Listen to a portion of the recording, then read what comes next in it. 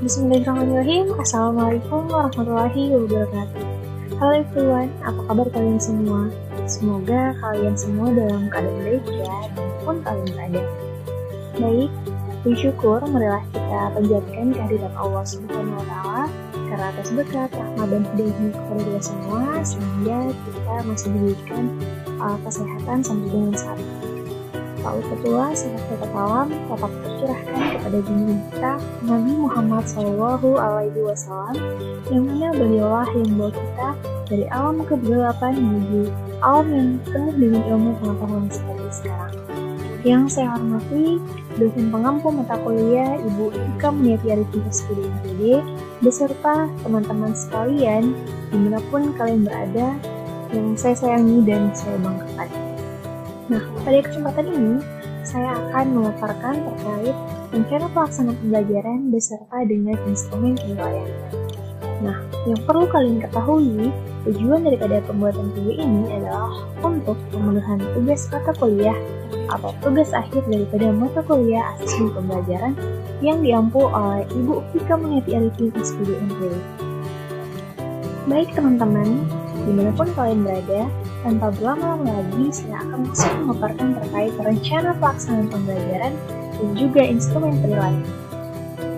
Nah, di sini saya membuat rencana pelaksanaan pembelajaran untuk kelas 1 semester 1, tema 7, benda, hewan, dan tanaman di sekitarku, subtema 1, benda hidup dan benda tak hidup di sekitarku, untuk muatan pelajarannya PJOK, pembelajaran 1, dan alokasi pertemuannya atau alokasi waktunya yaitu 1 kali pertemuan atau 1 kali 35 menit.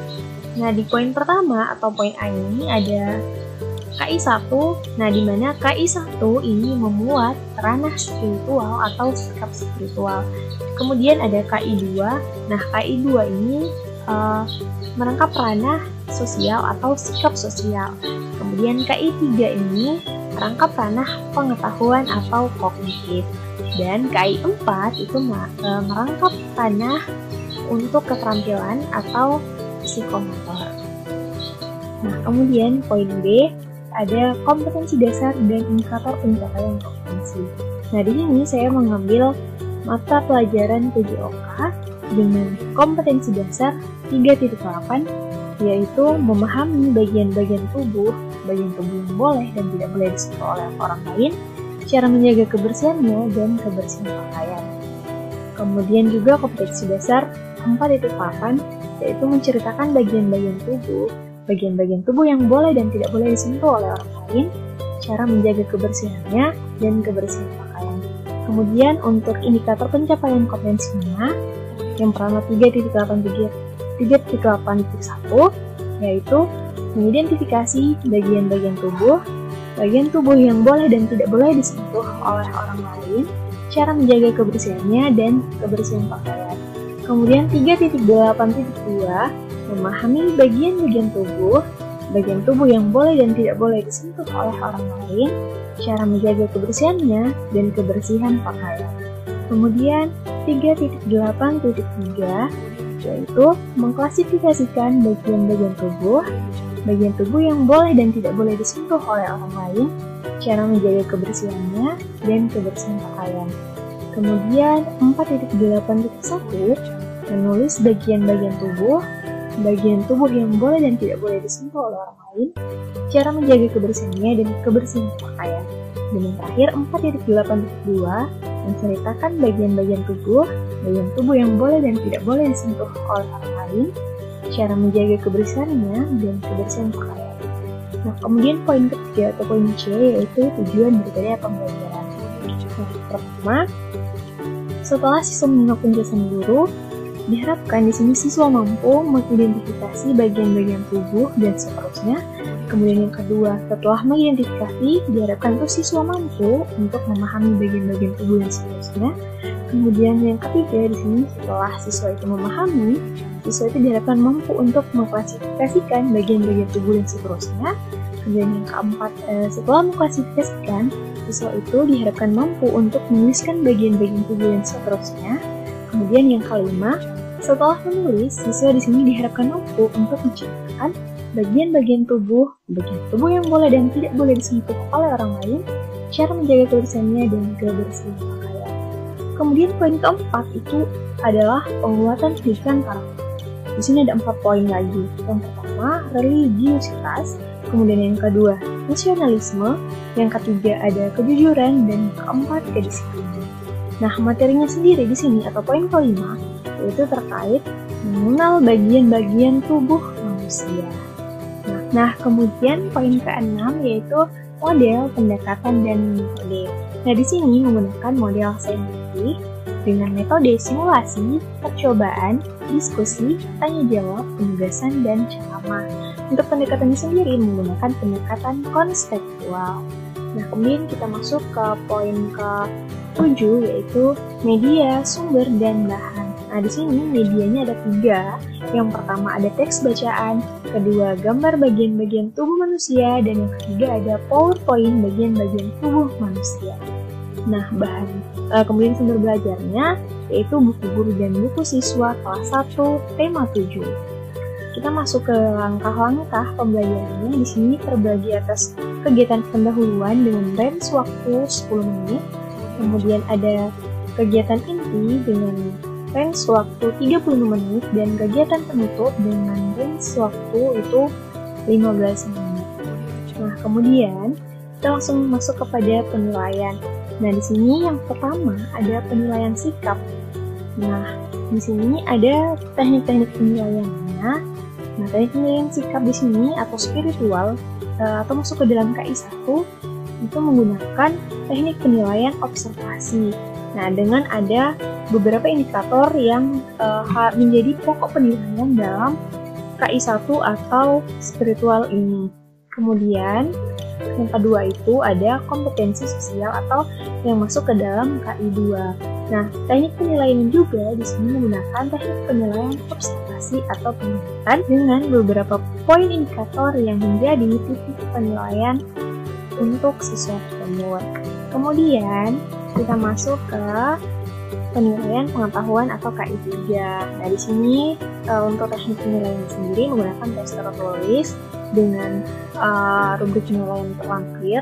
Kemudian masuk ke penilaian keterampilan KI4. Di sini menggunakan teknik penilaian tertulis dan juga observasi seperti pada RPP ini terlampir. Kemudian kita masuk ke instrumen penilaian.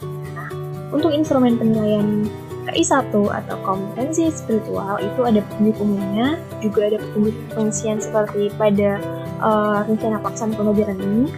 Kemudian, nah seperti ini. Nah, di sini saya mengambil sampel atau saya sudah memberikan lembar observasi ini kepada 2 orang siswa, si Alivia dan juga si Putri, dengan hasil skor akhir untuk Alivia 19 dan Putri 18. Nah, di sini untuk mendapatkan hasil yang memang hasil akhir itu ada rumusnya, yaitu skor akhir sama dengan jumlah perolehan skor diper dengan skor maksimal dikali 4. Nah, di sini contohnya si Alivia mendapatkan skor 19, kemudian dibagi 20 dan kali 4 dan menghasilkan 3,8. Nah, di sini si Alivia ini mendapatkan kriteria penilaian atau kriteria nilainya yaitu tuntas. Nah, kemudian kita masuk ke instrumen penilaian kompetensi sosial atau KI2. Nah, di sini ada juga petunjuk umumnya, juga petunjuk pengisiannya. Nah, lembar observasinya seperti terlampir. Nah, di sini saya mengambil siswa yang sama, si Alivia dan si Putri. Nah, di sini untuk rumus perhitungan skor akhirnya yaitu jumlah perolehan skornya dibagi dengan skor maksimal dan dikali 4. Nah, di sini si Alivia mendapatkan skor 22. Nah, 22 ini dibagi dengan 24, kemudian dikali dengan 4, menghasilkan 36. Dan hasil akhirnya, si Alivia mendapatkan kriteria nilai tuntas. Kemudian, kita masuk ke penilaian yang selanjutnya, yaitu penilaian kompetensi pengetahuan atau KI3. Nah, di sini menggunakan rubrik penilaian seperti terlampir. Nah, di sini sama juga untuk KI3 itu ada cara menghitung jumlah skor akhirnya, yaitu jumlah skor dibagi dengan jumlah skor maksimum dikali 100. Kemudian kita masuk ke instrumen penilaian keterampilan atau KI4. Nah, di sini seperti terlampir. Nah, ini bahan ajarnya. Nah, kemudian kita masuk ke LKPD atau lembar kerja peserta didik seperti terlampir. Nah, di sini saya membuat LKPD dengan beberapa soal seperti terlampir. Nah, soal-soal ini sudah memuat 3 ranah, yakni ranah afektif, kognitif, dan juga psikomotor. Nah, baik, itulah sekiranya pemaparan rencana pelaksanaan pembelajaran dan juga instrumen penilaiannya yang dapat saya bagikan kepada teman-teman semua dan saya dapat sajikan dalam video ini. Nah, kurang dan lebihnya saya mohon maaf. Semoga video ini bermanfaat untuk kalian semua dimanapun berada. Billahi taufiq wal hidayah. Wassalamualaikum warahmatullahi wabarakatuh. Sampai berjumpa di video yang selanjutnya.